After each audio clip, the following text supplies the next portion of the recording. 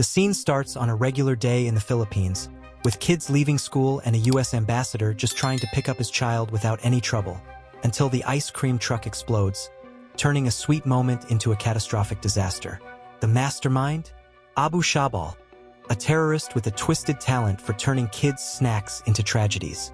Meanwhile, back in the US, the breaking news flashes on a bar TV, where Lieutenant Rourke and Chief Dave watch the chaos unfold with the calmness of men who know they'll be in the thick of it soon enough.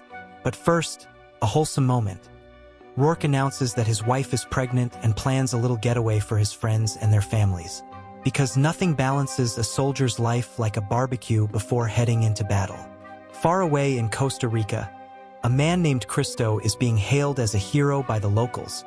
But don't be fooled, he's no saint. He's a drug dealer who, somehow, has won over the hearts of the people. Meanwhile, CIA agents Lisa Morales and Walter Ross are investigating his connections.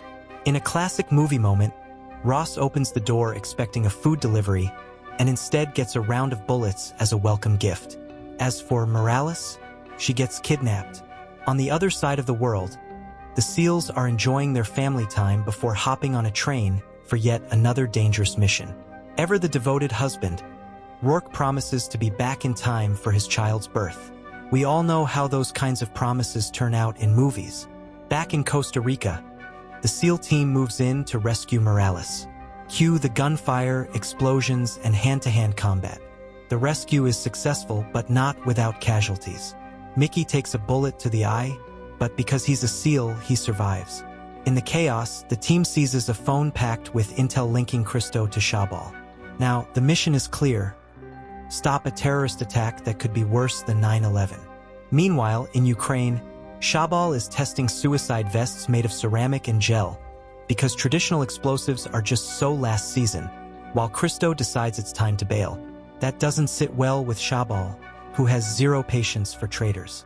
Out in the middle of the ocean, Senior Chief Miller interrogates Cristo with a brutal ace up his sleeve. Footage of Cristo's son. Nothing like emotional blackmail to get someone talking. That's how we learn that 16 jihadists from the Philippines are already spread across the US, waiting to unleash devastation. The SEALs head to Mexico, where they discover a sinister factory filled with explosive vests and terrorists ready to flee.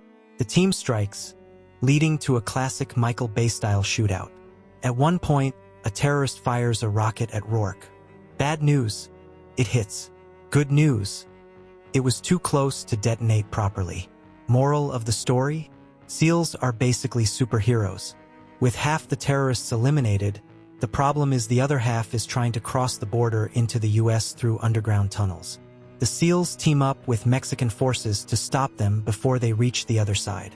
Of course, this leads to more gunfights, explosions, and a Filipino terrorist trying to detonate a suicide vest, only to fail miserably. And then comes the film's most emotional moment. Rourke, the tragic hero, spots a grenade and, without hesitation, dives onto it to save his brothers in arms. If that's not straight out of Saving Private Ryan, I don't know what is. Meanwhile, Shabal tries to escape through the tunnel, but Chief Dave and Sonny intercept him.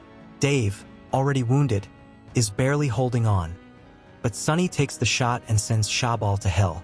In the end, the mission is complete, the terrorists are neutralized, but at a heavy cost. Rourke receives a military funeral, with his wife Jackie accepting the flag that had always been by his side. The final scene reveals that the narrator was Chief Dave, reading the letter Rourke wrote for his unborn child, ending with the fallen soldier's favorite poem.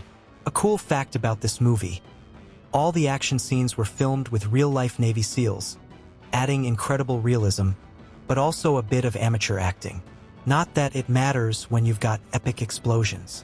As for me, I'd never answer the door without checking the camera first, because let's be real, that was not Uber Eats. And maybe I'd skip surfing before a life-or-death mission. But hey, everyone copes with stress differently. Now, here's the real question for you. If you were in Rourke's position, would you sacrifice yourself without hesitation, or would you try to find another way out?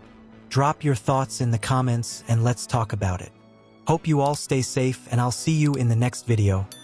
Click on the screen to watch.